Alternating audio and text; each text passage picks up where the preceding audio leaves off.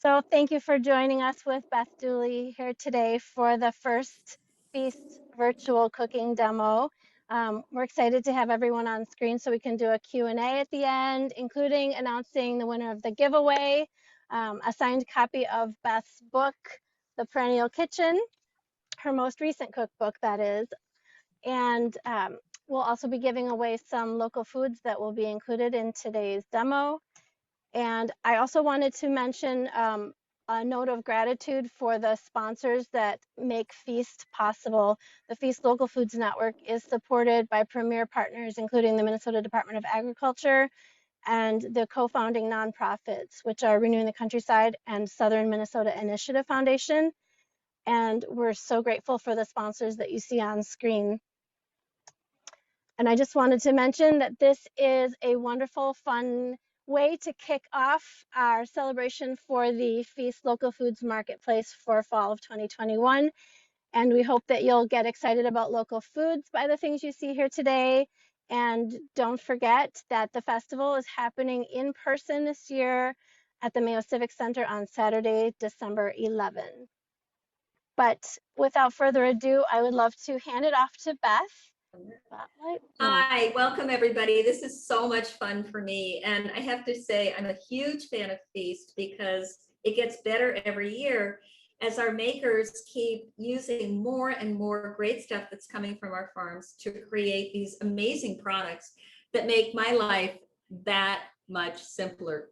I love working with local foods, and now I can use local spices and jams and jellies and syrups and mustards and vinegars and all kinds of great things. One of the most exciting trends we're seeing right now is the demand and the growth in local grains. And so the salad we're featuring today is a very simple roasted squash salad with a locally made oil, which is the hazelnut oil. We're going to throw some locally toasted nuts on there. And then we're going to make the dressing using a local vinegar and maple syrup and blue fruit farm jelly. And then we're going to toss a little bit of locally ground and toasted curry powder in with that. And Elena can provide the names of all these makers, but you can find them at Local Feast on December 11th, or just go to the catalog and order them online. The grain is coming from my favorite farm up north. This woman is amazing, Noreen Thomas, and the name of her farm is Doubting Thomas Farm. And she's growing some of the most amazing local artisan grains. I know many people are concerned with gluten, and so they eat a lot of rice. I would recommend that you change that and start eating her barley, because she's selling, not barley, rather oats. She's selling oat groats, and they're fabulous. This is what they look like cooked. They're slightly brown. And then this is what they look like when you get them in the package. But they're really nutritious. They're loaded with protein. They're a little lower in carbohydrate than rice. And so our bodies process them a little more slowly. It's a wonderful product for people that are looking for alternatives to, say, pasta, which contains a lot of wheat. It's also a whole grain. Pasta isn't. And the other nice thing about oat groats is that they'll retain their integrity after you've cooked them. So I've cooked up a great big batch of these, and then I'm going to keep a big batch in the refrigerator for up to 2 weeks and use it for soups and salads and risottos. I'm also using her pearled barley, which, like any pearled barley, is going to cook really quickly in about 15 to 20 minutes. The oat groats also cook pretty quickly. They take a little longer, more like 20 minutes, but still, that's pretty fast. And these two, you can just keep on hand in the refrigerator and then use them through the week. It's a wonderful way to just have something easy and ready to go.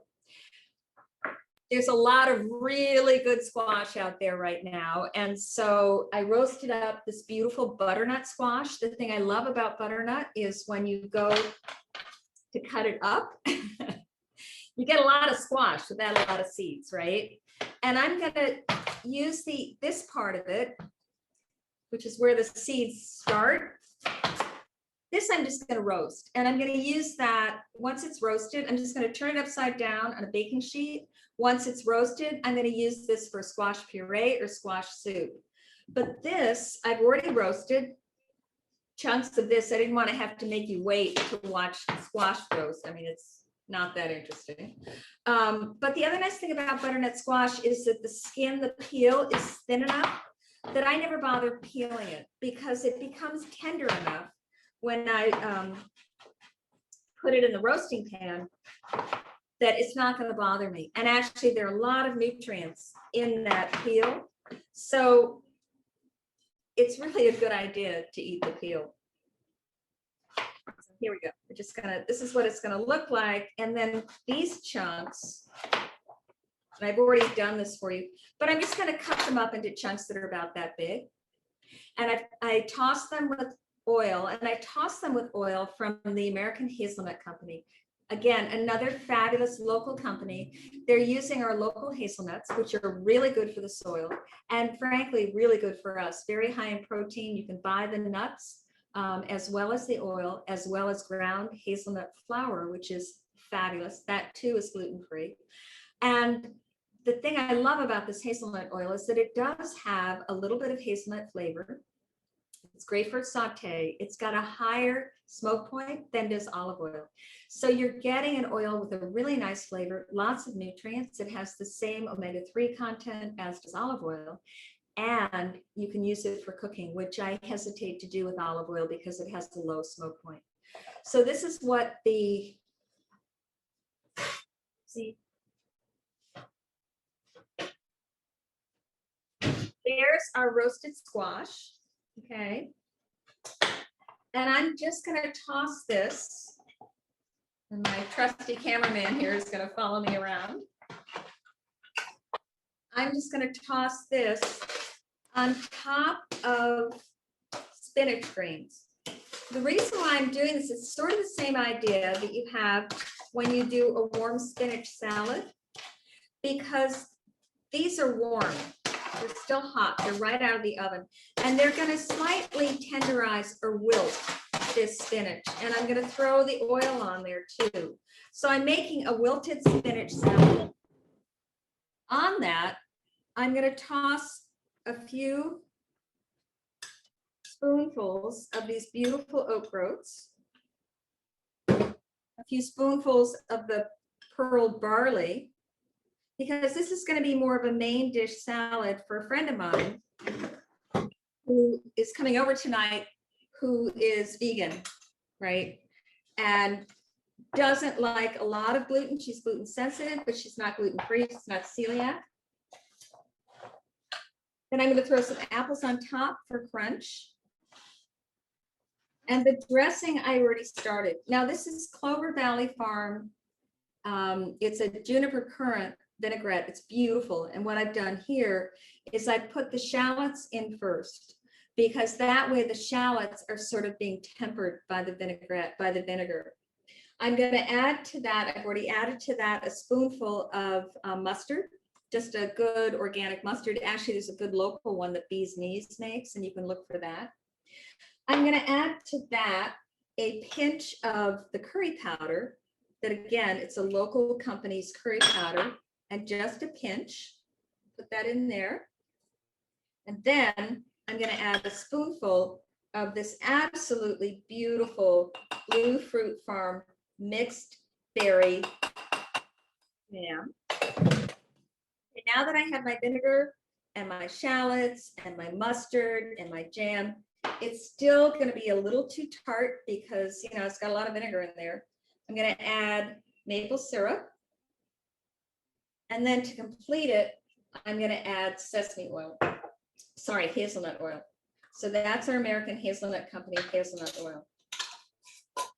That's how easy a vinaigrette is. There's really no reason to buy, you know, prepared vinaigrette. There you go. This too will live in the refrigerator for a good week or so. This I'm going to just drizzle over the salad, right? Just give it a nice kind of, it'll give it some pop, it'll give it some color. I'm going to top this with a few cranberries. from Honestly Cranberries, which you'll also find at Feast. And then I've got these great chopped nuts from Isadora Nuts, another nut company. Those are going to go on top. Those are all seasoned and ready to go. And if I was going to serve the salad to my son, who's not vegan, I'd throw a few hunks of cheese over the top. Okay. Although I'm going to put them on one side because my friend isn't going to want the cheese. Okay. So there's our salad. And there we go. Super easy. It makes a really nice main dish salad or a starter salad. You could have this on the table as part of the buffet if you're serving a Thanksgiving buffet. Another thing I could do is roast extra amounts of that squash and then candy the squash, just drizzle it with a little of the local maple syrup, a little more oil, a little salt, throw it back in the oven until it's glazed. And that could be a side dish for Thanksgiving. So again, I'm sort of all about hacks. I'm all about buying local food because there's so much good stuff. So I'm going to end it there and ask if there are any questions.